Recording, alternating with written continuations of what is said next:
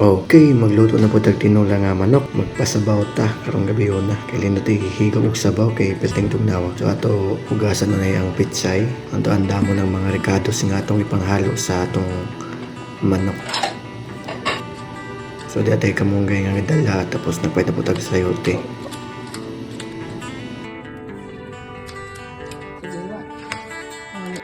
Sigaw sa atong suga kay mangit-ngit kayo. Ito siyang panitan. May nagmay ragod. Sinod ano nga pinobre.